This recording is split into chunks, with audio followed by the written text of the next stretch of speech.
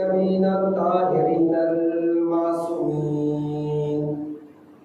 ولعنة الدائمة على أعدائهم ومعاندهم وظالمهم وغاصب حقوقهم ومنكري فضائلهم وشاكين فيهم أجمعين. أما بعد فقد قال إمامنا الرضا عليه الصلاة والسلام: من جلس مجلسا يحيى فيه أمرنا لم يمت قلبه حين تموت القلوب. صلى محمد وعلى آله. اللهم صل على محمد وآل محمد. اذان گرامی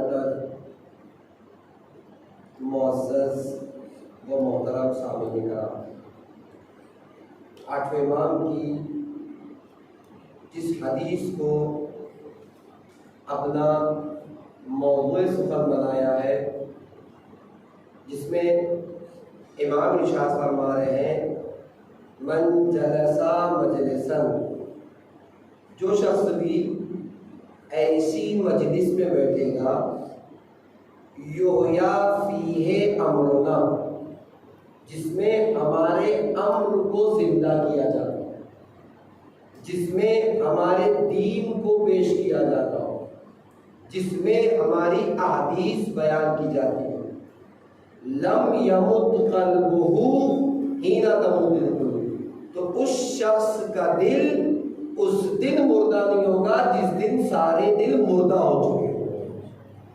کلام کی خدمت پیش کیا اور ایک حدیث آنسو کے حوالے سے پیش کی تھی کہ اللہ کے رسول کہتے ہیں: یا فاطمہ کل عین باکیہ یوم القیامہ الا من بکت علی مصاب الحسین انہا ضاحکۃ مستبشرہ۔ اے میری بیٹی فاطمہ، قیامت کے دن ہر آنکھ رو رہی ہوگی، ہر آنکھ گریہ گناہ ہوگی، ہر آنکھ آنسو بہا رہی ہوگی، مگر وہ آنکھ کہ جو زندگی میں امام حسین پر گریہ کر چکی ہے، قیامت میں رو نہیں رہی ہوگی، بلکہ ان آنکھوں سے خوشی ٹپک رہی ہوگی، سرور ٹپک رہا ہوگا۔ آپ نے محسوس کیا؟ اور کل آخر گفتگو میں ہماری بات یہی تمام ہوئی تھی کہ یہ آنسو نہیں ہے، بلکہ ہمارے گناہوں کے چیک کرنے کا ترازو ہے، گناہوں کے چیک کرنے کا میزان ہے۔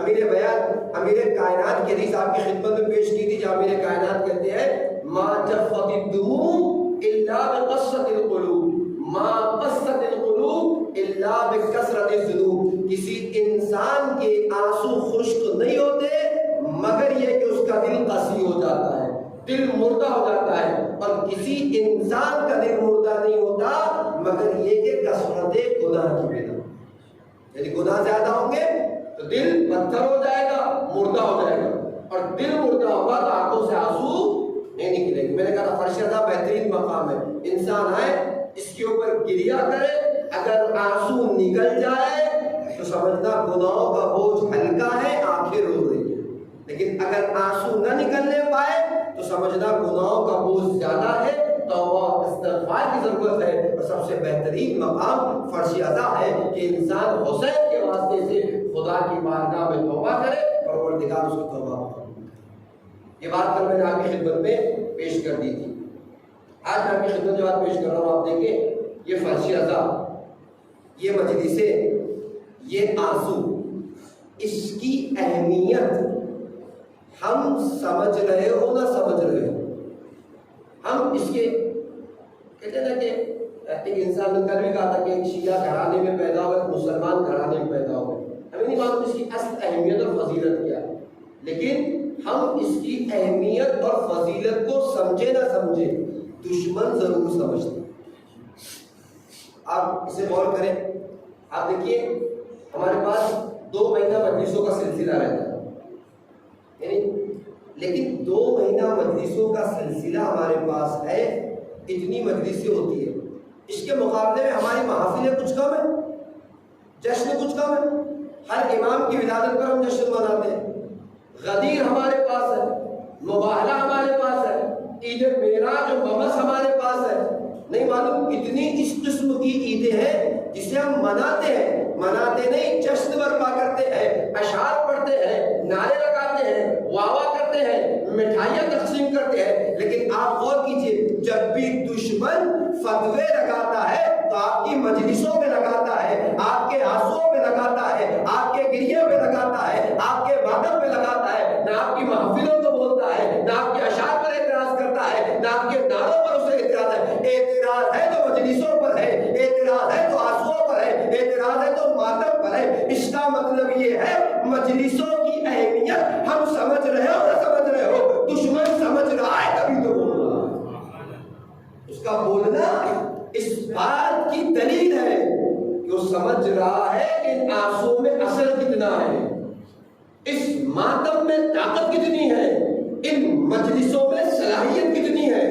بول کر اسی لیے وہ محافلوں کو نہیں بولتا، اشعار پر اعتراض نہیں کرتا، واہ واہ اور نعرے پر اعتراض نہیں کرتا، اعتراض کرتا ہے تو آنسوؤں پر اعتراض کرتا ہے۔ میں آگے جا کے پیش کروں گا کیا رکھا ہے اس آنسوؤں میں۔ اعتراض کرتا ہے تو ماتم پہ اعتراض کرتا ہے، مجلسوں پر فتوے لگاتا ہے۔ کیوں اپنا بھی سے بعد کربلا پورا سلسلہ بنی عباس کا، کبھی مجلسوں پہ پابندی، کبھی زیارتوں پہ پابندی۔ متوکل کا زمانہ آپ نے دیکھا کہ جہاں ہاتھ اور پیر کاٹ کے لوگ زیارت کے لیے جاتے تھے، کٹوا کر اپنا، وہاں سے لے کر آج کے زمانے تک بھی لوگ فتوے بھی دیتے ہیں اور موقع مل گیا تو پابندیاں بھی لگاتے ہیں۔ اسی ایران میں انقلاب سے پہلے جب رضا شاہ پہلوی کی حکومت تھی، ایک دور ایسا آیا، اسی میں آپ کی خدمت میں اہمیت پیش کر رہا ہوں، ایک دور ایسا آیا کہ کہا مجلسوں پر پابندی ہے، مجلسیں نہیں ہو۔ زمانہ ہے عبد الکریم الحائری کا۔ کون عبد الکریم الحائری؟ آپ نے نام سنا ہوگا، حوزہ علمیہ قم کے بانی، جنہوں نے حوزے کی بنیاد رکھی قم میں، وہ عبد الکریم الحائری۔ ان کا زمانہ مجلسوں پر پابندی لگ گئی، مجلسیں ہو نہیں سکتی، کھلے عام جلسے مجلسوں میں منعقد نہیں ہو سکتی۔ ایسی زیر زمین فارسی میں کہتے ہیں بیسمنٹ میں جا کر اپنے گھر کے خاموشی سے بیٹھ گئے اور آنسو بہا رہے۔ جب ان کے شاگردوں کو اور علماء کو پتا چلا کہ مجلسوں کے بند ہونے پر شیخ عبد الکریم الحائری بڑے افسردہ ہیں، بڑے ناراض ہیں، بڑے غمگین ہیں، تو کچھ لوگ گئے کہ چل کے آقا کو منواتے اور ان کو سمجھانا کہ ہم خود پڑھے لکھے لیکن تسلی دینے کی ضرورت، اور تسلی دینے کے لیے آ کے کہتے ہیں سلام اور دعا کے بعد یقیناً مجلسیں بند ہو گئی، ماتم پر پابندی ہے، مجلسیں کر نہیں سکتے، آپ کے درد کا ہمیں بھی احساس ہے، لیکن آقا جان مجلس تو مستحب عمل ہے، اگر کچھ دن کے لیے بند ہو گیا بھی تو کیا فرق پڑتا ہے؟ ایک مستحب کوئی واجب عمل تو نہیں ہے کہ واجب نماز چھوٹ گئی، حج چھوٹ گیا، روزہ چھوٹ گیا، ایک مستحب عمل ہے، اگر بند ہو گیا تو کیا مشکل ہے؟ عبد الکریم الحائری اپنے مقام سے کھڑے ہوئے اور کھڑے رہ کے کہتے ہیں ہاں عزاداری ایک مستحب عمل ضرور ہے، لیکن ایک ایسا مستحب ہے جو اپنے دامن میں کئی واجبات کو لیے ہوئے ہیں۔ اور عزاداری کی اہمیت کو اسی لیے کل میں نے آپ کی خدمت میں کہا تھا، ایک چھوٹا سا مادی تورک ہمیں مل جائے ہم خوش ہوتے ہیں، چائے مل گئی، بسکٹ مل گیا، ٹوسٹ مل گیا، نہیں معلوم غذا مل گئی۔ عزیزان گرامی، یہ عزاداری کا مادی تورک ہے، کبھی عزاداری کے معنوی تورک پر بھی غور کیجئے کہ کیا کیا لے کر جاتے ہیں۔ یا یوں کہہ لوں ہر وہ اچھائی جو ہمارے وجود میں پائی جاتی ہے صدقہ ہے عزاداری حسین کا کہ ہم نے فرض ادا نہیں کرتے۔ نماز سیکھی تو فرض ادا سے، روزہ سیکھا تو فرض ادا سے، تقویٰ لیا تو فرض ادا سے، زہد لیا تو فرض ادا سے، صلہ رحم سیکھا تو فرض ادا سے، بات کرنے کا سلیقہ سیکھا تو فرض ادا سے، والدین کا احترام سیکھا تو فرض ادا سے۔ اسی لیے جو کہا ہر وہ اچھائی جو اپنے وجود میں محسوس کرتے ہیں وہ صدقہ ہے عزاداری ابا عبداللہ حسین کا، کہ یہ معنوی تورک ہے جو فرض ادا سے لے کر۔ اور بھی کہتے ہیں لہذا عزاداری کی اہمیت ہے، خوش نصیب ہے آپ کہ آپ چل کر مجلسوں تک آ گئے۔ میں تو اس عقیدے کا قائل ہوں اس مرحلے میں کہ بغیر توفیق کے کوئی مجلس میں آ بھی نہیں سکتا۔ حتیٰ کہ بعض لوگ گھر سے نکلتے ہیں عزا خانے کے باہر آ کے کھڑے ہو جاتے ہیں، انہیں کہ توفیق نہیں ہوتی کہ آگے فرش عزا میں بیٹھے۔ آپ بتائیے جانکامی، جو فضیلت جو مقام فرش عزا کا ہے وہ ہر جگہ نصیب ہو سکتا ہے۔ میں موبائل میں بیٹھ کے آن لائن، ٹھیک ہے کورونا کا زمانہ تھا، مشکل تھی، مجبوری الگ بات ہے، میں موبائل میں بیٹھ کے مجلس دیکھ سن رہا ہوں اور ایک آدمی فرش عزا پر بیٹھ کے مجلس، دونوں برابر ہے؟ کہیں کہا تھا فرش عزا وہ مقام ہے جو اہل بیت کی فردیں آتی ہے، جتنا فرش عزا پر آ کر بیٹھیں گے جتنی پاکیزگی سے آئیں گے قربت اہل بیت میں اضافہ ہوگا۔ اور دونوں برابر ہو سکتے ہیں؟ اگر دونوں برابر ہوتے تو کتنے ٹی وی چینل ہے کربلا کو لائیو دکھاتے ہیں، کیا ضرورت ہے کربلا جانے کی؟ گھر میں بیٹھ کے کربلا دیکھ لیجیے، امام حسین کی زری کی زیارت کر لیجیے، امام حسین کی زیارت پڑھ لیجیے۔ لیکن ہر عقل مند انسان سمجھتا ہے نہیں، ٹی وی پر بیٹھ کر کربلا دیکھنا اور ہے، کربلا جا کر امام حسین کی زیارت کرنا اور ہے۔ عزیزان گرامی، جس طریقے سے کربلا جا کے زیارت کرنے کا ثواب اور ہے، ٹی وی پر بیٹھنے کا دیکھ کرنے کا ثواب اور ہے، اسی طریقے سے گھر میں بیٹھ کے مجلس سننا اور ہے، فرش عزا پر جا کر بیٹھ کے سننا مجلس اور ہے، اور خراب نہیں ہو سکتی۔ اور میں نے کہا توفیق کے بغیر یہ کام ہوتا نہیں۔ آپ دیکھیں چھٹے امام جعفر صادق علیہ السلام،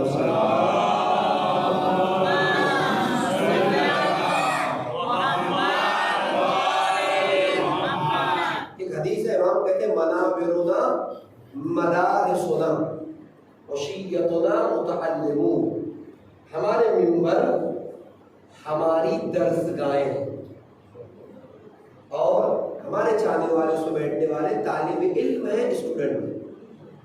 اگر یہ بات یقینی ہے کہ درسگاہ حسینی ہے، آپ بتائیے اگر کلاس کسی بھی مدرسے یونیورسٹی میں کلاس شروع ہو گئی ہو، استاد لیکچر دے رہا ہو، ٹیچر بات بتا رہا ہو، کوئی بچہ باہر کھڑا ہوا ہو، یعنی آپ اسے جا کے دیکھیں کہ کلاس کا وقت ہے، کلاس لگی ہوئی ہے، سب پڑھ رہے ہیں، وہ باہر کھڑا ہوا ہے، کیا خیال آئے گا آپ کے ذہن میں؟ باہر کھڑا ہوا ہے یا کلاس میں کسی وجہ سے نہیں جا رہا ہے؟ تو یہ بات سمجھ میں آتی ہے، یا تو یہ کہ کوئی غلطی کیا ہے، استاد نے پنشمنٹ کے طور پر باہر کھڑا کر دیا ہے، یا دوسرا مفہوم کیا آئے گا کہ خود نے کوئی کام نہیں کیا ہے، خود میں کچھ کمی ہے، اس لیے کلاس میں جاتے ہوئے گھبراتا ہے نا؟ اگر مجلسوں کا فرش سج جائے، درسگاہ حسینی کا انعقاد ہو جائے، کوئی باہر کھڑا ہو کر جانے گرامی یہ سوچ رہا ہو کہ میں مجلس سن رہا ہوں، یا کوئی نہ آ سکے تو سمجھ لیجئے گناہ اتنے ہو گئے ہیں، توفیقہ سلب کر لی گئی ہے، فرش عذاب پہ جانے کی توفیق نہیں ہوئی۔ تو میں نے کہا دو ہی مفہوم ذہن میں آتے ہیں، یا یہ کہ استاد نے باہر کر دیا ہے، یہ کہیے کہ گناہ اتنے ہیں کہ توفیق نہیں ہوئی کہ میں چل کے آتا ہوں، یا یہ کہ مجھے احساس ہے اس بات کا کہ میں گنہگار ہوں، اس لائق نہیں کہ فرش عذاب پر جا کر عمل کریں۔ یہ فرش عذاب جانے گرامی، اور میں نے کہا کہ یہاں سے ہم مادی تبرکات کے ساتھ ساتھ بہت سارا معنوی تبرک بھی لے کر جاتے ہیں، اسی لیے اور یہ فرش عذاب کوئی معمولی شے نہیں جان کرنی۔ انشاءاللہ مجھے ایک گرین ناٹ پیش کرنا ہے، اتنی محنتیں کی ہے امام سجاد علیہ السلام،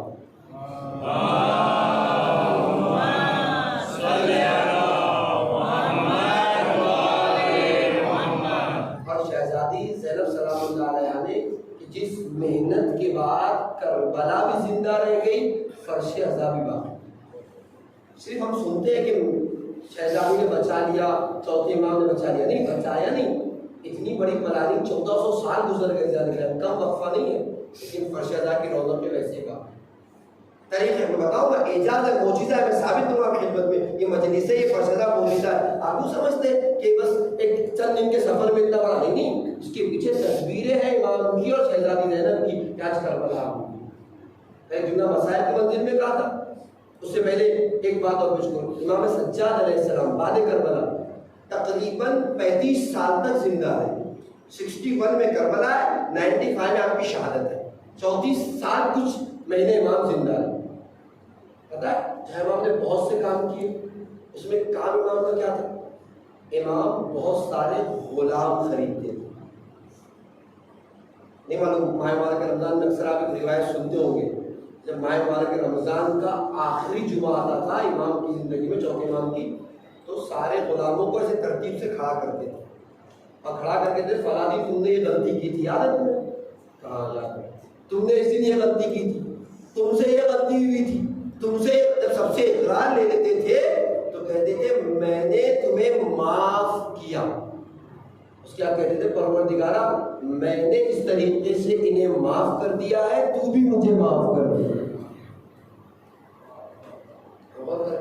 اور یقیناً کل بھی جملہ کہا تھا معافی کے نام سے بات آ گئی تو آج بھی آپ نے پیش کرو. یقیناً فرش عذاب پر آنے کے لیے بھی ظرفیت چاہیے، اپنوں کو معاف کر کے فرش عذاب پر آئیے. دیکھیے امام حسین عطا کیا کرتے ہیں، یاد رکھیے جب آپ اپنے جیسے بندوں کو معاف کرتے ہیں نا، روایت کے جملے ہیں ملائکہ میں پروردگار عالم کہتا ہے دیکھو میرا بندہ میری مخلوق ہو کر اپنی جیسی مخلوق کو معاف کرنے کی صلاحیت رکھ رہا ہے، میں خالق ہوں، میری ذمہ داری زیادہ ہے، اسی وقت اس کے سارے گناہوں کو بخشوں.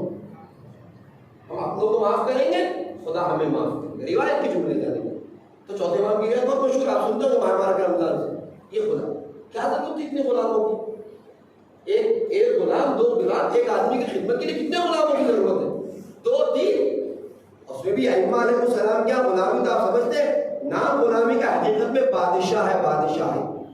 وقت ہوتا تو پیش کرتا چوتھے امام میں اس غلام کا تذکرہ جس کی زبان میں اتنی تاثیر تھی کہ مدینے میں بارش ہو گئی اور جب امام کے قدموں میں اپنی موت مانگی تو خدا نے موت دے دی. امام کا غلام ہے، افریقی غلام. لیکن میرا موضوع نہیں، میں اس طرف جانا نہیں چاہتا، ورنہ اصل بات رہ جائے. یہ غلام نہیں، بادشاہ ہے.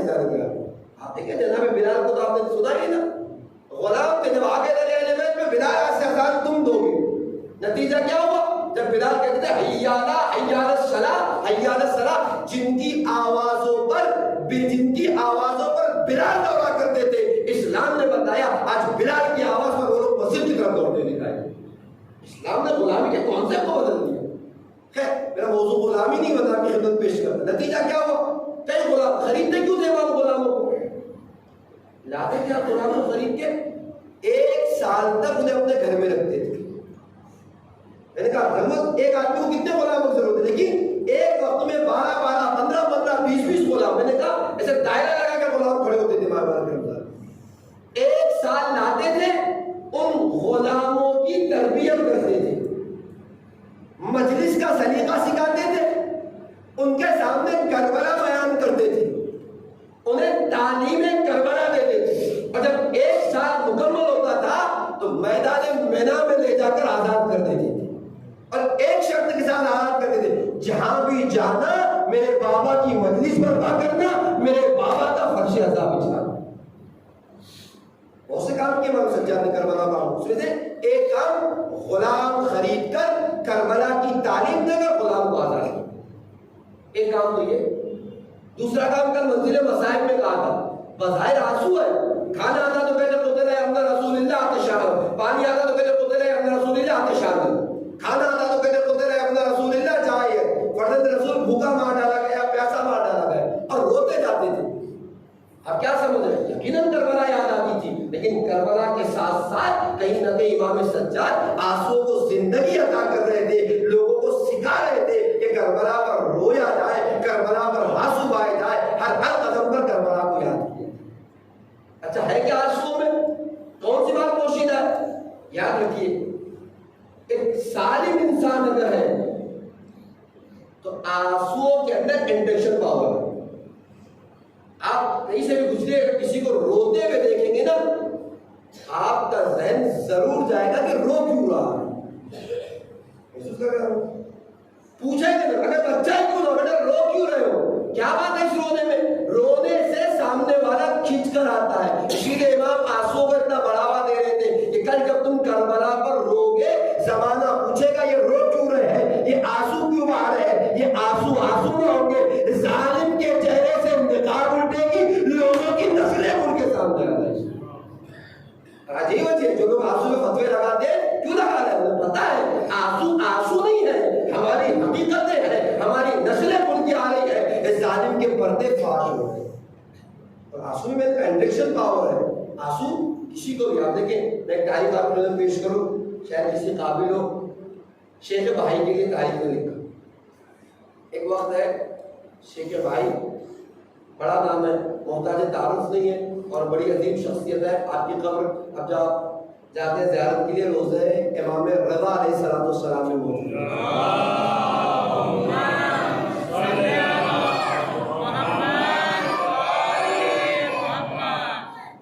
آپ کو سنا ایک موم بتی پہ پورا حمام کا پانی گرم ہوتا تھا، شیخ بھائی کا کرشمہ تھا۔ نجف میں آپ نے ارادہ کیا تھا کہ ایسا دروازہ میں بنا دوں کہ حرامی داخل نہیں ہو سکتا، صرف حلالی جا سکتے، لیکن خواب میں امام نے آ کر منع کیا۔ اس عظیم عالم کا نام شیخ بھائی، صرف علم دین نہیں، علم نجوم، آرکیٹیکٹ، جو آپ کہہ لیجئے۔ ایران میں کتنی ایسی پرانی عمارتیں آپ دیکھ سکتے ہیں کہ جو شیخ بھائی کا بنایا ہوا نقشہ ہے اور اس کے الگ الگ وہ ہے کہ سورج پڑے گا تو کہاں پڑے گا، نماز کا وقت کیسے پتا چلے گا۔ خیر میرا موضوع شیخ بھائی نہیں، شیخ بھائی کے لیے کہ ایک وقت راستے سے جا رہے ایک بوڑھی عورت کو روتے ہوئے دیکھا۔ میں نے کہا رونے میں کیا ہے، انڈکشن کون کھینچتا ہے اپنی طرف، جیسا بھی ہے۔ خیر گئے، کبھی اماں رو کیوں رہی ہو، رونے کی وجہ کیا؟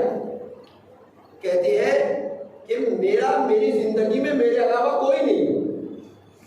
میں صبح صبح جنگل جاتی ہوں، لکڑیاں کاٹتی ہوں اور لکڑیاں کاٹ کر لا کر اسے بازار میں فروخت کرتی ہوں، جو پیسہ ملتا ہے اسے اپنی غذا فراہم کرتی ہوں۔ آج بھی میں نے اپنے روٹین کے مطابق میں بازار گئی، لکڑیوں کو کاٹا، لے کر آئی اور بازار میں بیچا، پیسے لے کے بازار میں آ رہی تھی کہ سامان خریدوں گی، میرا سکہ گم ہو گیا۔ سکے کے چلے جانے پر رو رہی، کرتی سی بات ہے، ہوا کو کھولا، سکہ نکالا اور اس بوڑھی عورت کے ہاتھ میں رکھ دیا، لو اپنا سکہ، جا اپنا بازار خراب ہو گیا۔ تاریخ کہتے ہیں شیخ بھائی آگے بڑھ گئے، کچھ ہی قدم آگے بڑھے تھے کہ بوڑھی کی اس سے زیادہ رونے کی آواز آئی۔ واپس پلٹے، کبھی اماں تم نے تو کہا تھا تمہارا سکہ غائب ہوا ہے، وہ سکہ تو میں نے تمہیں دے دیا، اب کیوں رو رہی ہو، اب کیوں گریا کر رہی ہو؟ ایک مرتبہ کہتے اب تو زیادہ رونا تھا، وجہ کیا کہ سوچتی ہوں اگر وہ بھی سکہ مل جاتا تو میرے پاس 2 سکے ہو جاتے۔ نہیں جاننا میرا موضوع نہیں ہوتا پیش کرتا، اللہ کے رسول کہتے ہیں انسان جتنا ضعیف ہوتا جاتا ہے اس کی 2 صفتیں جوان ہوتی چلی جاتی ہیں، الحرص و طول العمل، ایک لالچ اور ایک لمبی لمبی امیدیں۔ غور کریں، وقت نہیں ہے، میرا موضوع بھی نہیں ہے، میں زیادہ جانا نہیں چاہ رہا ہوں، ورنہ آپ نے کہ ہارون کا زمانہ ہے، ہارون ظالم بادشاہ ضرور تھا لیکن حدیث دوست تھا۔ کہتے ہیں کہ اس نے اپنے ساتھیوں سے کہا، اس کو بڑا شوق تھا حدیثوں پہ کام کرنے کا، اس نے اپنے ساتھیوں سے کہا کہ ذرا جا کے معلوم کرو کوئی صحابی یا تبع تابعین میں کوئی ہوگا تو لے آؤ۔ اب جانتے 3 طبقے ہمارے پاس، صحابی ہے، تابع ہے، تبع تابعین ہے۔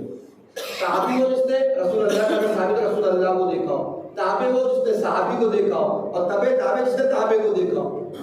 کیا ڈھونڈا گیا تو ایک صحابی ملا، بستر میں پڑا ہوا ہے، کوئی بات نہیں ہمارے پاس سب کچھ ہے، لے آؤ اسے سنبھال کے، بڑے اعتبار کے ساتھ احترام کے ساتھ لیا، تیرے صحابی ہے، لایا گیا۔ لانے کے بعد وہ کہتے ہیں ہارون پوچھتا ہے تم نے رسول اللہ کو دیکھا؟ ہاں 12-13 سال کا سن تھا، ایک بار اپنے بابا کے ساتھ گیا تھا، رسول اللہ کی زیارت کی تھی۔ کہ اس زمانے میں رسول اللہ نے کوئی حدیث بیان کی، کہا ایک حدیث اللہ کے رسول نے بیان کی تھی، کہ وہ کیا ہے؟ کہتا ہے آدھا ہے حدیث، یہ والی حدیث تھی کہ انسان جیسے جیسے بوڑھا ہوتا ہے اس کی 2 صفتیں جوان ہو جاتی ہیں، ایک حرص لالچ اور ایک طول العمل لمبی لمبی امیدیں، 2 صفتیں بیدار ہو جاتی ہیں۔ اچھا بہت خوش ہوا کہ انعامات سے نوازا جائے، مال اور دولت دی جائے، اور جتنے احترام سے لے کر آئے ہیں اس سے زیادہ احترام سے اب ایک پالکی بنائی گئی، اس میں پھول لگائے گئے اور بڑے احترام کے ساتھ انعام اور اکرام کے ساتھ واپس لے جایا جاتا۔ ابھی ہارون کے دربار تک وہ پالکی، وہ ڈولی جو بھی آپ کہتے ہیں نہیں پہنچی تو ضعیف ہے، کانوں کی یعنی سننے کی طاقت بہت کمزور ہو چکی ہے، آنکھ کم دیکھتی ہے، اٹھنے کی صلاحیت نہیں ہے، ہاتھوں میں راشا ہے، کہتا رکو رکو مجھے بادشاہ سلامت سے کچھ کام ہے۔ ٹھیک احترام واپس لیا، بادشاہ سلامت کا خیریت کا کیا کام ہے؟ کہ بادشاہ سلامت یہ پوچھنے کے لیے آیا ہوں کہ یہ جو ہدیہ آپ نے مجھے دیا ہے اسی سال دیا ہے یا ہر سال دیتے رہیں گے؟ اگلی ساز کی خبر نہیں ہے، لیکن اللہ کے رسول فوراً ہارون بول پڑا صدق اللہ صدق رسول اللہ، اللہ کے رسول نے سچ کہا کہ انسان تو ضعیف ہوتا ہے، اس کی دو صفتیں ایسا گرامی انسان کی عادت یہ ہے. اس بوڑھی کا جواب آپ کی خدمت میں پیش کرنا چاہ رہا تھا کہ اگر وہ سکہ مل جاتا تو میرے پاس دو سکے ہو جاتے. ایسا نہیں ہے، بوڑھی کا مزاج ایسا ہے، ہمارے اندر اکثریت میجورٹی ایسی ہے جتنا خدا دے دے ہمیں ایسے لگتا ہے کم ہے، اور مل جاتا تو کتنا اچھا ہو. اسی لیے امیر بیان امیر کائنات حضرت علی ابن ابی طالب علیہ السلام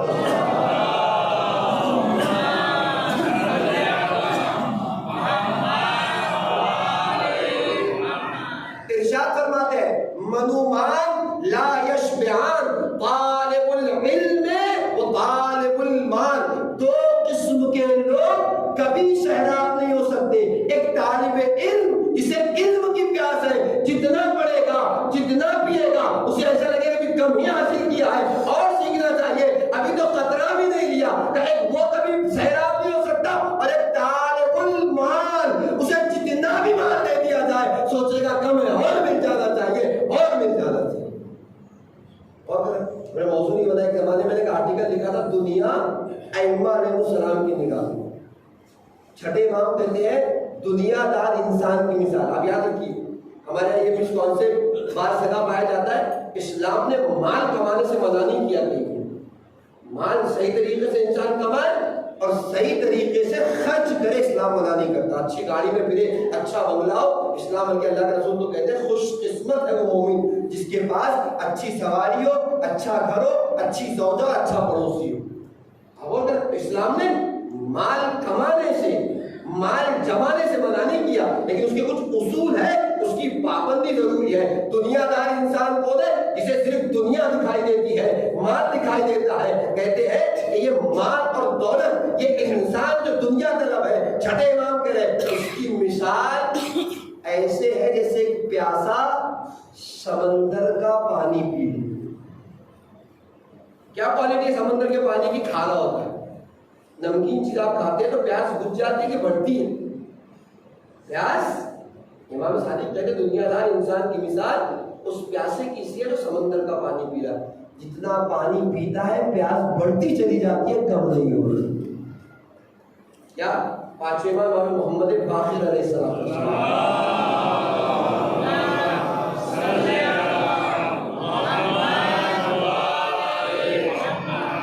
ارشاد فرماتے ہیں کہ دنیا دار انسان کی مثال ایک اس چوٹی کی سی ہے جس کے سامنے بہت سارا شہد گرا ہوا.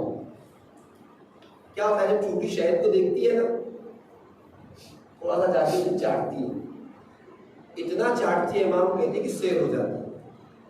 اب جب پلٹ کے جانے لگتی ہے تو پیچھے مڑ کے دیکھتے اتنا سارا شہد تو ابھی پڑا ہوا ہے. امام کہتے ہیں واپس آتی ہے، پھر چاٹتی ہے اتنا چاٹتی ہے کہ اس شہد میں چپک کر مر جاتی ہے، باہر نہیں نکل پاتی، ہلاک ہو جاتی ہے. امام کہتے ہیں دنیا دار انسان کی مثال اسی چوٹی کی سی ہے جس کے سامنے شہد پڑا ہوا ہے، چاٹتا جاتا ہے اتنا چاٹتا ہے کہ دنیا میں رہ کر ہلاک ہو جاتا ہے، کچھ بھی ہاتھ نہیں آتا. میں نے کہا کمانا برا نہیں ہے. خود بعض دعاؤں میں ہمارے استاد سے کہتے تھے کہ بعض دعائیں خود اس بات کی ترغیب دلاتی کہ آپ کمائیے. ایک دعا ہمارے کا رمضان پڑھتے وہاں کے اللہم ارزقنا حج بیتک الحرام فی ھذا العام.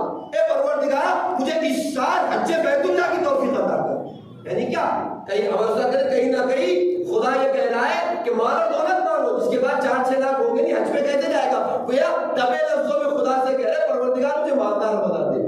لیکن مالدار بنا خرچ کرنے کا سلیقہ بھی سکھا دے. یعنی بڑی عزت گرامی مصیبت ہے نا. میرا موضوع ہے سارے ثواب کی مجلس، ورنہ اگر اسی کے میں بولوں آپ کی خدمت میں تو آج کی مجلس میں یہ ختم ہو جائے گی. کمانا کسی بھی اتنی بات نہیں کہ بڑھ جاؤ، چونکہ مجلسوں سے مضبوط ہے بات. یاد رکھیے جانے کا کل بھی کہا تھا جس معاشرے میں دینے والے ہاتھ زیادہ ہوں گے اس معاشرے میں اختلاف نہیں ہوگا، لڑائیاں نہیں ہوگی، جھگڑے نہیں. جس معاشرے میں لے کر مثال دیا تھا لینے والے ہاتھ بڑھیں گے، جھگڑا ہوگا. ہونا کیا چاہیے؟ میری ذمہ داری ہے میں 10 روپے ہی صحیح اس 10 روپے سے شریک ہو جاؤں. یعنی کہنے کا مطلب کیا؟ میرا نام دینے والوں میں ہو، لینے والوں میں نہ ہو. اللہ نے دیا اب مانگے، بعض علماء کہتے دعا مانگے پروردگارا مجھے اتنا دے دے کہ تیری راہ میں خرچ کر سکوں. کبھی تعجب ہوا, یقین مانے امیر کائنات حضرت علی ابن ابی طالب علیہ الصلوۃ والسلام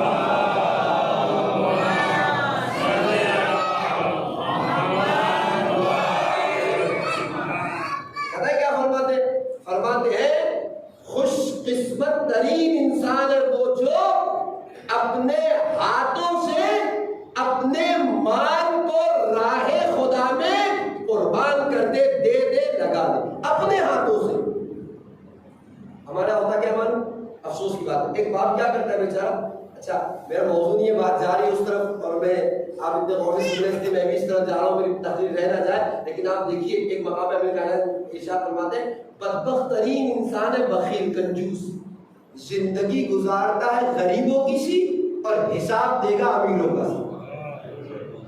ہے کہ نہیں جان کے میرے پاس 100 روپیے تھے, میں اپنے چھوٹے بھائی کو میں نے کل بھی کہا تھا, بزرگان تو مجھ سے بہتر جانتے ہیں, 100 روپیے تھے, 10 روپیے کی لباس خریدی, 90 روپے شیونگ, ایف ڈی.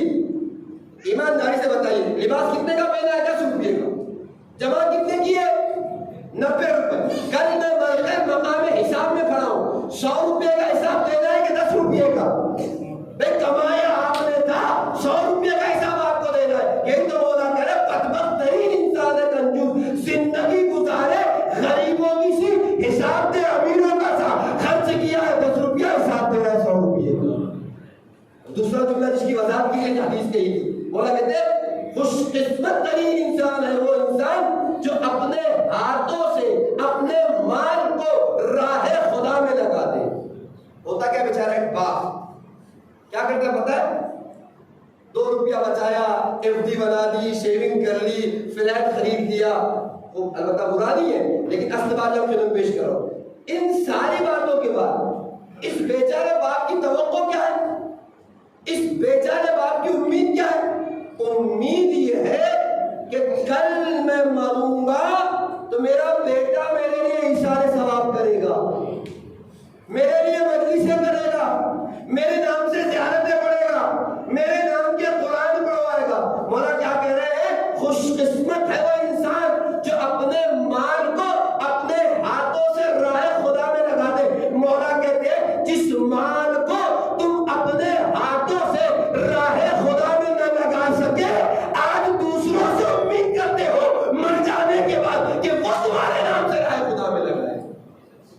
تمہارا تھا تو تم نے لگایا نہیں, اب دوسروں پہ توقع, بچوں پہ توقع ہے کہ وہ آئے اور آپ کمال آپ کے نام سے راہ خدا میں لگا. مولا کہتے عقل مند انسان تو وہ ہے کہ جو اپنے ہاتھ سے راہ خدا میں لگا کے چلا جائے. بچوں کے لیے چھوڑا کر بچہ شرابی ہے, جوار, یہ نہیں معلوم, سب کا حساب میرے ذمہ کہ میرا بچہ ہے, میں نے کمایا. مولا کہتے عقل مند ترین انسان, خوش قسمت انسان وہ ہے جو اپنے ہاتھوں سے راہ خدا میں قربان کرتے. جب آج تمہارا مال تھا مولا کہ تم نے لگا سکے, دوسروں سے کیا توقع کرتے ہو تمہارے نام سے لگائے گا. وہ حقیقت بھی ہے, واضح حقیقت ہے, میرے کائنات کا بیان ہے, اس سے انکار کوئی نہیں کر سکتا. میں آپ کی خدمت بس عرض اتنا ہی کرنا چاہ رہا ہوں فرش ادا کی انہوں کے ہمیشہ انسان 10 روپے سے صحیح اس کی مشاعرے کو تو راہ خدا میں قربان کرے. البتہ وقت اور موضوع نہیں والا پیش کرتا کہ حسین کسی کا رکھتے نہیں. میں ایسے واقعات آپ کی خدمت پیش کر سکتا ہوں کہ مجلس حسین کی 6 محرم کی چائے کی پیالیاں دھلنے والا آج تہران میں کئی کمپنیوں کا مالک ہے. اب حوالہ لیجیے, اور آج بھی اس کی رسم یہ ہے 6 محرم کو اسپیشل تہران سے فلیٹ لیتا ہے اور مشہد آ کے پیالیاں دھلتا ہے. پوچھنے پہ کہتا ہے بچپنے میں ہمارے والد کا انتقال ہو گیا, ہماری والدہ اس کے گھر میں جا کے کام کیا کرتی تھی. ایک بار ہم والدہ کے ساتھ نکلے گھر سے, جو ہے وہ والدہ نے ہمیں لے کے چلا, ایک گھر سے کام کیا, اپنے گھر جا رہے چھوٹے چھوٹے تھے, دیکھا کہ ایک جگہ مجلس ہوئی ہے, پیالیاں ایسی پڑی ہوئی ہے, چلے گئے. ہم نے کہا ہم تو یہ کام تو کرتے ہیں, ہمارے کام ہے. والدہ کا کہا ہم لوگ پیالیوں کو دھل, ہم نے پیالیاں دھل دی. پھر کچھ ایسا ہوا گھر سارا ماضر تو وہ علاقہ ہی ہمارا علاقہ تھا, پیالیاں دھلتے تھے. اس پیالیاں دھلنے کا نتیجہ یہ ہوا کہ امام حسین نے اتنا نوازا کہ آج کئی کمپنیوں کا مالک ہے، اور اس سے کئی بار لوگوں نے کہا تم تو اتنے امیر ہو، لاکھوں روپیہ لے کے جتنے ورکر جتنے نوکر چاہے پیالیاں دھلوا سکتے ہو. کہتا نہیں، اس پیالیے کے دھلنے کو میں ہی جان سکتا ہوں، کوئی اور نہیں. خاص گریڈ لے کے آتا ہے چیمبروں کو، اس مجلس کی پیالیاں اتنا بڑا ہونے کے باوجود خود اپنے ہاتھوں سے. یہ امام حسین کی عطا ہے. میں نے کہا امام حسین کسی کا نہیں رکھتے، وقت ہوتا نہیں موضوع میں پیش کرتا. لہٰذا کوشش کریں، یقین مانیں. میں آپ کی خدمت میں ایک بات پیش کروں، اگر مرنے کے بعد زندگی چاہتے ہیں نا تو آگے راہ خدا میں اور راہ امام حسین میں خرچ. مثال دیکھیں، امام آپ نے کبھی سماعت دی کہ نہیں، ایک پانی کا قطرہ ہے، کتنی ہے اس کی حیات. گرمی کا سیزن ہے، اسے زمین پر ڈال دیجئے، سیزن ہے، کتنی دیر باقی رہے گا پانی کا قطرہ؟ 1 سیکنڈ 2 سیکنڈ، اس کے بعد ختم ہو جائے گا. لیکن اگر آپ چاہتے یہ ہے کہ اس پانی کے قطرے کو زندگی عطا کرے، ہمیشہ ہمیشہ باقی رہے، کوئی طریقہ کار ہے کہ نہیں؟ کہاں بہت آسان سے طریقہ ہے. آسان سے طریقہ کیا ہے کہ اس پانی کے قطرے کو لے جا کر سمندر میں ڈال دو.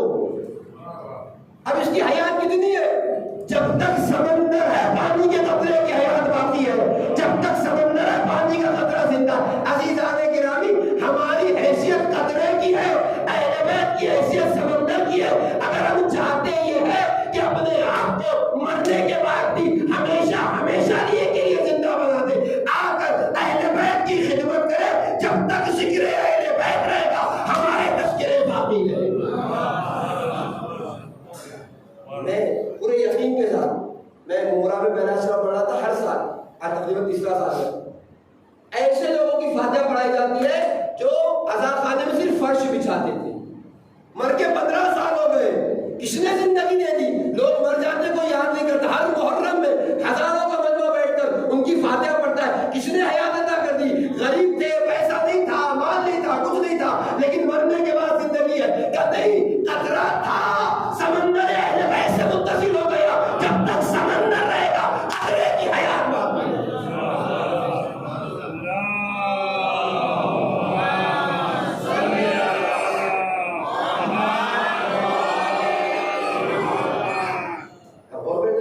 لہذا انسان کو کنجوسی نہیں کرنا چاہیے خاص کر کے امام حسین علیہ السلام کے مسائل میں. اور اس کے بعد جو میں آپ کی خدمت پیش کرنا چاہ رہا ہوں کہ ہمیشہ نام دینے والوں میں ہو، لینے والوں میں تذکرہ نہ ہو. جتنا مطلب کسی کو دیکھیے، خرچ، جب ہم خرچ کی بات کرتے ہیں نا تو ہم کیا کہتے ہیں؟ خرچ سے بات سمجھتے پیسہ ہی خرچ کر دیں. نہیں، ہو سکتا ہے کہ آپ کے پاس پیسہ نہ ہو، اس کے پاس وقت خرچ کرے. ہو سکتا ہے اس کے پاس طاقت ہے، طاقت خرچ کرے. میں بہت اچھا ڈیزائنر ہوں، ڈیزائن کر کے میں سال بھر تو کماتا ہی ہوں نا. 2 مہینہ امام حسین کے لیے خدمت کروں، پوسٹر بنا لوں مثلا، میں کر دوں گا میری طرف سے. کیا فرق پڑتا ہے؟ خدمت ہے امام حسین. ہر صورت جیسے ممکن ہو خدمت کریں. اس سے خدا نے جیسے نوازا ہے، صرف میں کہنا چاہ رہا ہوں کہ مینٹلٹی ہو ہماری کہ ہمارا نام دینے والوں میں، خدمت کرنے والوں میں، لینے والوں میں نہ ہو. پیش کروں گے موقع رہے گا. امام حسین کی جو حلم ناصری انصرنا کی صدا تھی، آج بھی وہ صدا ہے. اور جو بھی لبیک کہتا ہے، صرف امام حسین دیکھتے ہیں قدم کون بڑھاتا ہے. پتہ امام حسین کو ہماری نصرت کی ضرورت نہیں تھی. امام تو دیکھ رہے تھے کون آتا ہے، جو آئے گا ہمیں اس کی مدد نہیں چاہیے، ہم اسے عطا کر دیں. قرآن کی آیت سے ثابت کروں گا اگر موقع رہا اور بات آگے جائے. آج کی تک نہیں اب اگر تو یہ مجلس ہے، ابتدا یہاں سے کی تھی میں نے اپنی بات کی کہ جس کی قدر ہم جان رہے ہو نہ جان رہے ہو، جس کی اہمیت تم سمجھ رہے ہو نہ سمجھ رہے ہو، دشمن سمجھ رہا ہے تبھی تو فتوے لگا رہا ہے. میں نے کہا جشن پہ نہیں بولتا، اشعار پہ نہیں بولتا، واوا پہ نہیں بولتا. جتنی مجلسیں ہیں کہیں نہ کہیں اتنی ہمارے پاس محافلیں بھی ہیں، جشن بھی ہے، خوشی کے موقع بھی ہیں، لیکن کبھی محافلوں پہ نہیں بولتا، جشن پہ نہیں بولتا، واوا پہ بدعت کے فتوے نہیں لگاتا. جب بھی بولتا ہے آنسوؤں کے خلاف بولے گا، ماتم کے خلاف بولے گا. گویا اس کا بولنا بتا رہا ہے ہم مجلسوں کی قدر سمجھ رہے ہو نہ سمجھ رہے ہو، دشمن سمجھ رہا ہے تبھی تو فتوے لگا. نہیں فتوے ہر زمانے میں لگائے جاتے، لگائے. خود آنسو میں نے کہا نا ہم نہ سمجھو، لیکن آنسو لوگوں کے چہرے کھول دیتا ہے، آنسو لوگوں کی حقیقت بتا دیتا ہے، آنسو ظالموں کے پردے کو فاش کر دیتا ہے. اسی لیے کیا کہا جاتا ہے؟ ماہ محرم اسلامی کیلنڈر کے اعتبار سے پہلا مہینہ. جب پہلا مہینہ ہے تو جس کا آغاز، سال کا آغاز رونے سے ہو رہا ہو، اس کا سال بڑا بابرکت کیسے ہو سکتا ہے؟ یہ ایک اعتراض ہے. اس میں کتنے اعتراض ہیں جو آنسو پہ کیے جاتے ہیں؟ آپ نے غور کیا ہے نہیں؟ جیسے ہمارا جنوری سے شروع ہوتا ہے اسلامی کیلنڈر، محرم سے شروع ہوتا ہے. اگرچہ کہ اصل جو ہے وہ ربیع الاول ہے، لیکن موقع ملے گا تو آپ کی خدمت پیش کریں گے یہ محرم ہوا کہ کہاں اس کی تاریخ چلی. لیکن فی الحال اس حد تک محرم پہلا مہینہ ہے اسلامی کیلنڈر. اعتراض کیا ہے؟ اعتراض یہ ہے کہ جس کے سال کا آغاز رونے سے ہو رہا ہو، یعنی ہمارا، اس کا سال بلا بابرکت کیسے ہو سکتا ہے؟ نہیں معلوم. کاش کے معترض سے یہ سوال کوئی کرتا کہ یہ بتائیے، آپ تو ایک سال کی بات کرتے ہیں، ہم آپ سے سوال پوچھتے ہیں جناب آدم دنیا میں آئے تھے تو ہنستے ہوئے آئے تھے کہ روتے ہوئے آئے تھے؟ آپ مجھے بتائیں ذرا جامی. علماء میں اختلاف ہے. سب نے لکھا جب آسمان سے زمین کی طرف آئے تو گریا کرتے. صرف اختلاف اس بات پہ ہے، کچھ لوگوں نے لکھا اس لیے رو رہے تھے کہ آپ کی زوجہ حوا آپ سے بچھڑ گئی تھی. کچھ لوگوں نے یہ لکھا اور کچھ لوگ یہ کہہ رہے تھے کہ چونکہ جنت جیسے مقام سے نکال دیے گئے تھے لہذا گریا کر رہے تھے. لیکن سارے امت مسلمہ متفق ہے کہ جب زمین پر آئے تو گریا کرتے ہوئے آئے. آپ شان کی بات کرتے ہیں، ہم آپ سے انسانیت کا سوال کرتے ہیں. جس انسانیت کا آغاز رونے سے ہوا وہ انسانیت پر بابرکت کیسے ہو سکتی ہے؟ تو شاید اعتراض کرنے والے کو معلوم نہیں کہ جب وہ بھی دنیا میں آیا تھا تو روتا ہوا آیا تھا. مجھے نہیں معلوم آپ کے مجموعے میں ڈاکٹرز ہیں کہ نہیں. اگر ڈاکٹرز ہیں تو میری بات کی تائید کریں گے. کہتے جب بچہ دنیا میں آ جائے نا اور اگر نہ روئے تو کیا ہوتا ہے؟ ڈاکٹر اسے سوئی چبوتے ہیں، چمٹی کاٹتے ہیں. ڈاکٹر سے پوچھے ڈاکٹر صاحب اسے آپ رولا کیوں رہے ہیں، سوئی کیوں چبو رہے ہیں، چمٹی کیوں کاٹ رہے ہیں؟ ڈاکٹرز کہتے ہیں جب تک روئے گا نہیں پتا کیسے چلے گا زندہ ہے کہ نہیں ہے. نہیں ہے جانے کہ ابھی آپ نے محسوس نہیں کیا. کوئی ڈاکٹر یہ بتا رہا ہے رونا علامت ہے زندگی کی، تو بات طے ہو گئی نا. جو قومیں رویا کرتی ہے وہ زندہ ہوا کرتی ہے، جو نہیں روتی وہ مردہ ہوا کرتی ہے. اب اور جان گیا رونا گل کہا تھا امام علی کی حدیث آپ کی خدمت میں کیا ہے؟ ما جفت الدموع الا بقسۃ القلوب، ما قسۃ القلوب الا بکثرۃ الذنوب. کسی کے آنسو خشک نہیں ہوتے مگر یہ کہ قصیر القلب ہو جاتا ہے، قصیر القلب نہیں ہوتا مگر یہ کہ کثرت گناہ کی بنا پر. گناہ بڑھے دل مردہ ہو گیا، آنسو نہیں نکلتے. دل کا مردہ ہونا گویا زندگی کا مردہ ہونا ہے. چلتی پھرتی لاش تو حقیقت میں زندہ نہیں. تو جو قومیں رویا کرتی ہے وہ قومیں کیا ہوا کرتی ہے؟ زندہ ہوا کرتی ہے کہ دل میں نور باقی ہے لہذا رو رہی ہے. اور جو قومیں نہیں روتی وہ مردہ ہوا کرتی ہے. اور یاد رکھیے ایک بات اور کہہ کے اپنی بات کو تمام کروں کہ ہمیشہ رونا نحوستوں کا سبب نہیں ہوتا. ایک تذکرہ ہے جناب یونس علیہ السلام، امید ہے کہ سب لوگ جانتے ہوں گے، اور خاص کر کے جو لوگ نماز غفیلہ پڑھنے کی عادی ہے، یعنی ایک ایسی نماز جو مغرب اور عشاء کے درمیان پڑھی جاتی ہے، دعاؤں کی قبولیت کے لیے، نہ بنتے ہوئے کاموں کو بنانے کے لیے بڑی مؤثر ہے. بلکہ آپ اتنا سمجھ لیجئے کہ ایک حدیث کے مطابق، روایت کے مطابق، پوچھنے والے نے بعد کربلا چوتھے امام زین العابدین علیہ السلام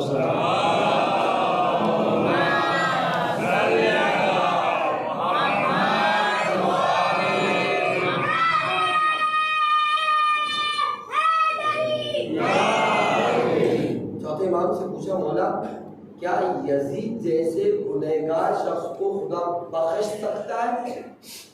امام نے کہا بخش سکتا ہے اگر وہ نماز غفیلہ پڑھے. کہا مولا یزید جیسا؟ کہا خدا بخش سکتا ہے لیکن اسے کبھی توفیق نہیں ہوگی پڑھنے کی.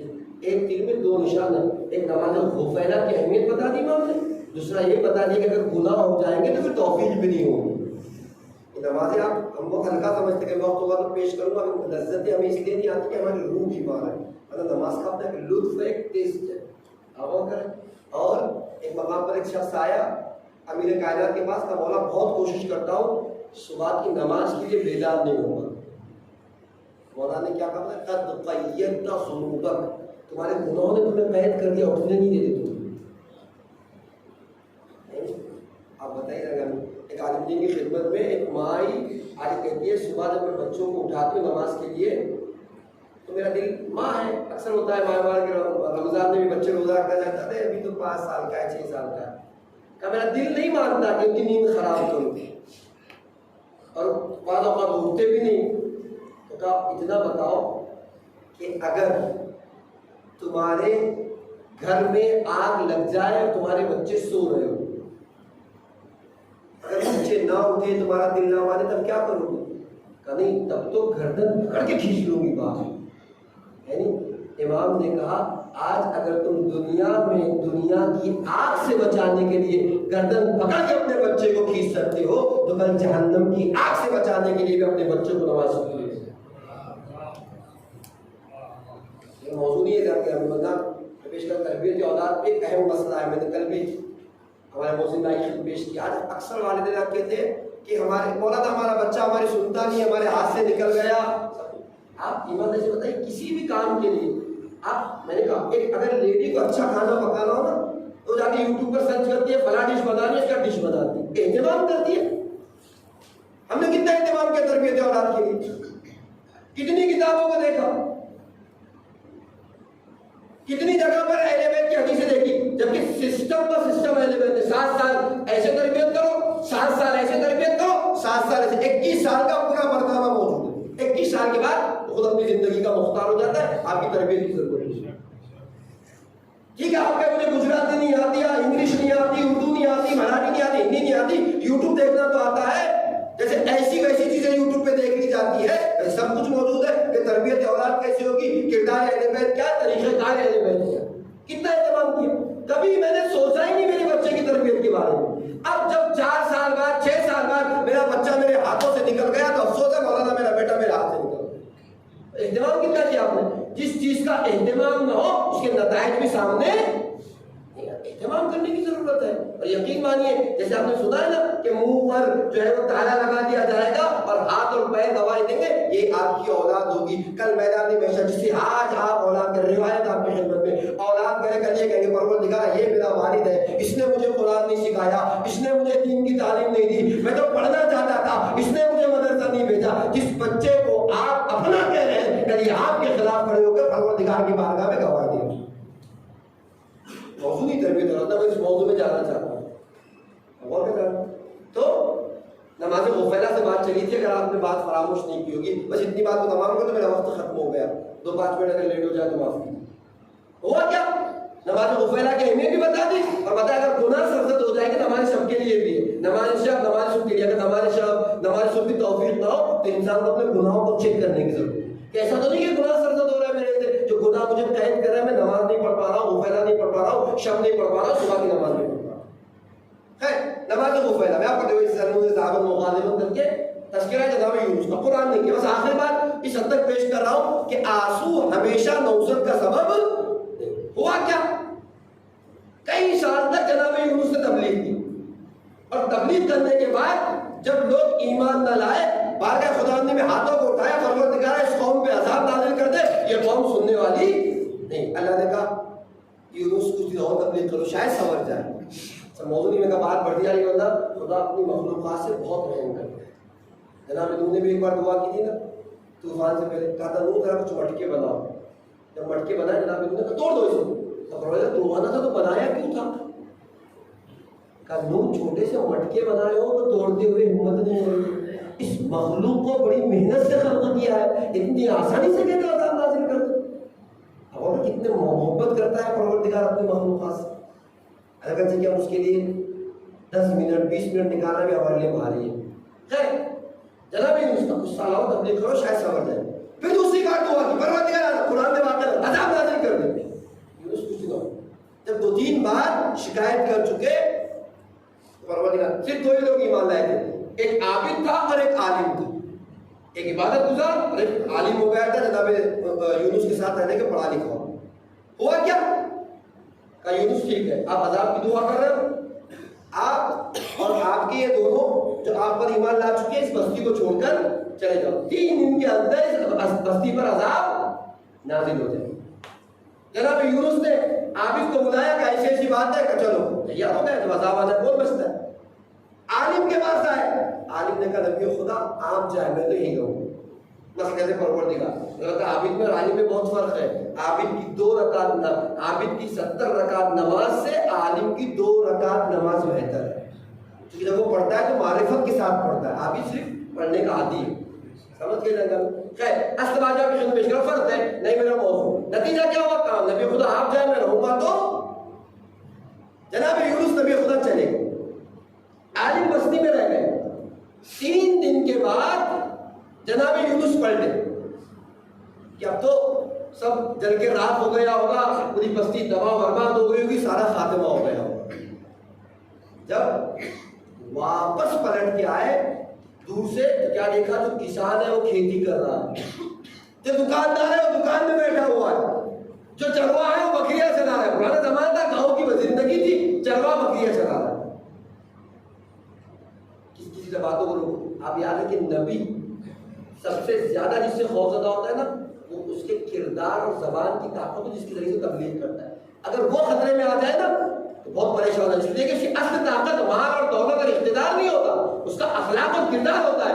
اگر وہ انسانوں کو جو بات اس نے کہی ہے وہ سچ نہ ہو جائے تو اس بات سے خوفزدہ ہوتا ہے کہ لوگ کہیں گے لو قیامت کی خبریں دینے آئے تو 3 دن کی بات تو صحیح نہیں ہوئی۔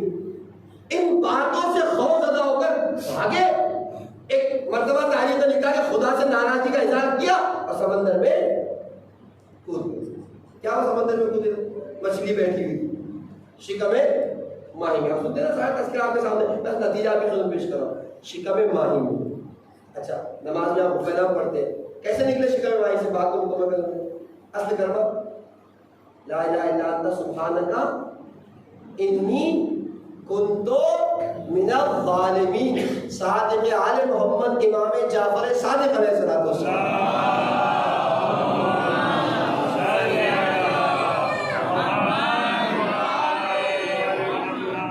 ارشاد فرماتے ہیں اگر کسی شخص کو یہ جملہ یاد ہو اور اس کے باوجود وہ اپنی مشکلات کا رونا رو رہا ہو تو مولا کہتے ہیں اس کی مشکلات پر ہمیں افسوس نہیں ہوتا بلکہ تعجب ہوتا ہے کہ مشکلات کو حل کرنے کی چابی اس کے پاس موجود ہے، تب بھی حل نہیں کر رہا۔ جملے کی اہمیت سمجھ رہے؟ افسوس نہیں ہوتا، تعجب ہوتا ہے۔ 2 افسوس تعجب 2 الگ الگ چیزیں۔ آپ دیکھیں میں اپنے چھوٹے بھائیوں کے لیے مثال تو فرض کیجیے، آپ کا ایک پڑوسی ہے جس کے پاس گاڑی نہیں ہے، ایک رات میں 2 بجے آپ کے دروازہ کھٹکھٹانا کھڑا، میرے بچے کی طبیعت بہت خراب ہے، پلیز اپنی گاڑی میں ہاسپٹل لے چلیں۔ آپ کو افسوس ہوگا کہ نہیں ہوگا؟ افسوس ہے، چلیے لے چلیں۔ ایک پڑوسی ہے جس کے پاس آپ سے اچھی گاڑی ہے، 2 بجے آ کے آپ کا دروازہ کھٹکھٹاتے ہوئے کھڑا ہے، بھائی صاحب آپ کی گاڑی میں بچے کو ہاسپٹل، آپ کیا بولیں گے؟ اب آپ کو افسوس ہوگا، تعجب ہوگا، اپنی گاڑی کو بچا رہا ہے اور ہماری گاڑی کے پیچھے پڑا ہوا ہے۔ پہلی منزل میں آپ نے افسوس کیا، دوسری منزل میں تعجب کیا کہ آپ کے پاس وہ چیز موجود ہے پھر بھی آپ استعمال نہیں کر رہے۔ امام یہ کہہ رہے کسی کو یہ جملہ یاد ہو پھر بھی مشکلات کا رونا رو رہا ہو تو اس کی مشکلات میں ہمیں افسوس نہیں ہوتا، تعجب ہوتا ہے کہ مشکلات کو حل کرنے کی چابی موجود ہے تب بھی استفادہ نہیں کر رہا ہے۔ چابی موجود ہے، ساری مشکلات حل کر سکتا ہے لیکن نہیں کر رہا، افسوس نہیں ہے، تعجب ہے۔ جیسے آپ نے تعجب اب اور کر خیر یہ جملے کی تکرار کرتے رہے، شکم ماہی سے نجات ملی، جو اصل بات ہے۔ اچھا پلٹ گئے، کہا بستی تک نہیں آئے جناب یونس، دور سے دیکھ کر واپس چلے گئے۔ اگر بستی تک آتے تو پتہ چلتا کہ حقیقت کیا تھی۔ ہوا کیا تھا؟ ہوا یہ تھا کہ پروردگار نے اسے وعدہ کیا تھا 3 دن میں عذاب آئے گا۔ 1 دن بھی نہیں گزرا کہ عذاب کے آثار نمودار ہو گئے، آسمان سیاہ ہو گیا، آندھی اور طوفان چلنے لگی۔ جب یہ قوم والوں نے دیکھا جیسے وہ کہے کہ 3 دن میں عذاب نازل ہوگا، ویسے عذاب کے آثار تو دکھائی دے رہے۔ علامہ مجلسی نے حیات القلوب تفسیر سے لکھی عذاب کے آثار تو اب کیا کہیں گے، جان تو بچانی ہے، تو کوئی حل نہیں۔ کسی نے کہا جناب یونس تو چلے گئے، ان کے ساتھ وہ عابد بھی چلے گئے، ان کا جو دوست عالم ہے وہ نہیں گیا، چلو اس کے بعد چلتے کوئی حل اس کے پاس جب جان پہ پڑتی ہے تو ہم لوگ بھی تو یہی کرتے ہیں. میرا موضوع نہیں ہوتا جو پیش کرتا. امام علی علیہ السلام ارشاد فرماتے ہیں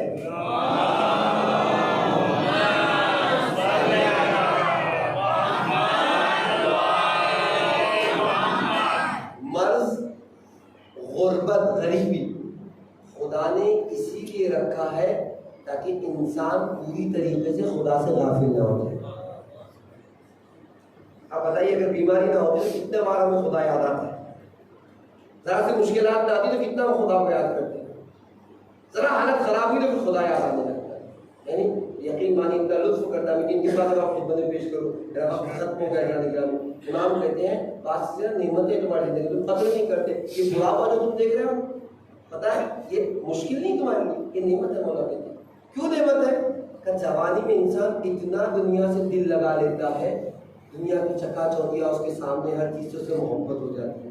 خدا کہتا ہے کہ اس حالت میں ہم اسے دنیا سے بلا لینا اسے بہت تکلیف ہو. لہٰذا اس کے ہاتھوں پیروں کچھ کمزور کر دے تاکہ ذرا سا اس کا دل دنیا سے دور ہو جائے. آنکھوں کی روشنی کم ہوتی ہے تاکہ ذرا دنیا کی لذتیں سے کم محسوس ہونے لگے.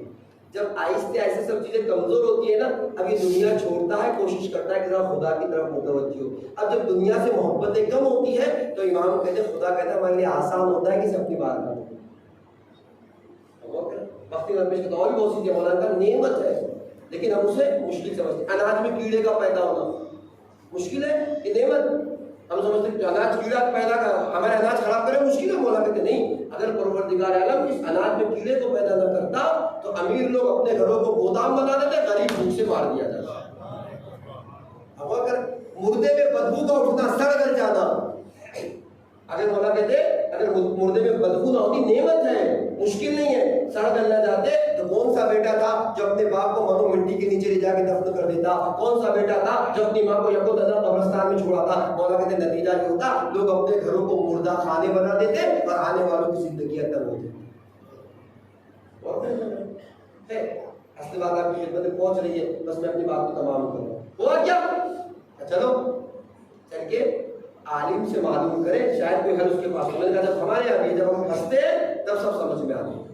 عالم کے پاس آئے, آگے کہتے ہیں آپ حالات دیکھو, کہاں دیکھ رہے کہا تو عذاب آگے رکھا, ہم تو پہلے ہی کرتے, نبی خدا ہے وہ, ان کی بات کو مانو, ان کا کلمہ پڑھو. تم نے نہیں پڑھا, اب اس کے علاوہ ہے کوئی نہیں. یعنی ایسا نہیں, کچھ تو تمہاری سمجھ میں آتا ہوگا. اب میں کیا وہی بتا سکتے ہیں کیسے مشکل ہوگی.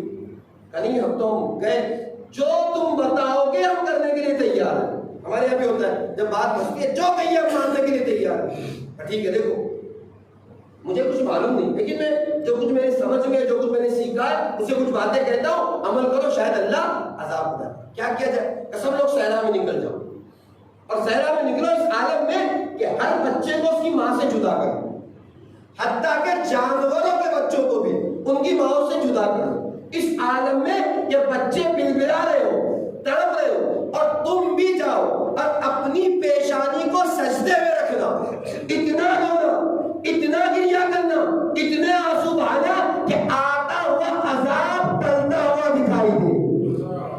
تاریخ نے کیا لکھا, سر کو سجدے میں رکھا, روتے رہے, بچے بلبلا رہے, گریا کر اتنا روئے کہ جو عذاب کے آثار تھے ٹل گئے, آیا ہوا عذاب ٹلتا ہوا دکھائی دیا. یہی تو میں نے آپ کی خدمت میں کہا تھا, ہمیشہ رونا نحوستوں کا سبب نہیں ہوتا. یاد رکھیے اگر رونا برحق ہو تو برکتوں کا سبب ہو جایا کرتا ہے. اگر رونا برحق ہو برکتوں کا سبب, عذاب کے ٹلنے کا سبب بنتا ہے.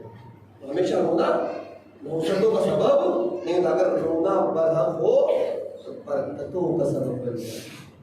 کون سا رونا جانے گا, وہ رونا جس رونے کو آپ بہت آسانی سے روتے ہیں لیکن بعد کربلا حسین کی بچی اپنے بابا پر رو نہیں پائی. کبھی روتی تھی تو کوئی تماچے مارتا تھا, کوئی تعزیانے مارتا تھا. اب ایسا کیسے بعد کربلا والوں نے کربلا والوں کو رویا. کل منزل مسائل میں آپ کی خدمت پہ جملہ پیش کر چکا ہوں, میرا وقت تقریباً ختم ہو گیا. بس ایک روایت پڑھ کے مسائل کی بات تمام ہو جائے گی. جب اسیروں کا لٹا ہوا قافلہ، ترتیب مسائل پڑھاؤ تاکہ کربلا آپ کے ذہن میں آ جائے، جب اسیروں کا لٹا ہوا قافلہ مقتل سے چلا، شہزادی نے اپنے آپ کو بھائی کے لاشے پہ گرا دیا۔ میں نے کہا کوئی جسم دو طریقوں سے پہچانا جاتا ہے، یا لباس سے یا سر سے، نہ جسم پہ سر ہے نہ حسین کے بدن پہ لباس ہے، بہن پہچانتی تو کیسے پہچانتی؟ سوال کیا تھا اَأَنْتَ أَخِي أَأَنْتَ ابْنُ وَالِدَتِي، اے میرے بھائی، کیا تم ہی میرے بھائی حسین ہو؟ کیا تم ہی میرے باپ فاطمہ کے لال حسین ہو؟ اللہ اللہ، جب شہزادی کو کچھ یقین ہو گیا نا کہ ہاں یہی لاشا میرے بھائی حسین کا لاشا ہے، تاریخ کہتے چاہتی یہ ہے کہ بھائی کے لاشے کو بھائی کے جسم میں اثر کا بوسہ دے، لیکن کیسے بوسہ دیتی؟ کہیں تیر لگا ہوا تھا، کہیں پتھر کا نشان، تو کہیں نیزہ، تو کہیں خون بہ رہا تھا۔ اللہ اللہ، مقتل حسین عبد الرزاق المکرم کے روایت آپ کی خدمت پیش کروں۔ تاریخ کہتی ہے شہزادی دو زانو ہو کے بیٹھ گئی اور بھائی کے جسم اثر سے تیروں کو نکالنا شروع کیا۔ ہزاروں سلام سمرے شہزادی پر، کل مدینہ میں بھائی کے جنازے سے تیر نکالے تھے، آج بھائی حسین کے لاشے سے تیر نکالے۔ مقتل نے لکھا جب شہزادی کچھ تیروں کو نکال چکی نا، ایک ہاتھ کو بھائی کے پشت پر رکھا، ایک ہاتھ کو بھائی کے سینے پر رکھا۔ اب سینے پہ رکھنے کے بعد ذرا سا بھائی کے لاشے کو اٹھایا، حلقوں میں بریدہ، جہاں سے گلا کٹا ہوا تھا بھائی کے گلے کا بوسہ لیا، بوسہ لے کے کہتی ہے السلام علیک یا جدار، صلی علیک ملائکۃ السماء، ھذا حسین مرمل بالدماء۔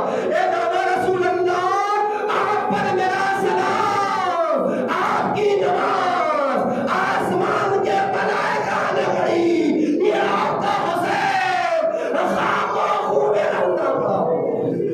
اجرکم اللہ، اللہ آپ کو کسی غم میں نہ رلائے۔ بس ایک ہی روایت مکمل کروں۔ تاریخ کے مقتل نے لکھا جب یہ جملے ادا کر چکی نا، حلقوں میں بریدہ کا رخ آسمان کی طرف کیا، آواز دے کے کہتی ہے اللہم تقبل ھذا القربان، اے خدایا زینب کی اس قربانی کو قبول کر لے۔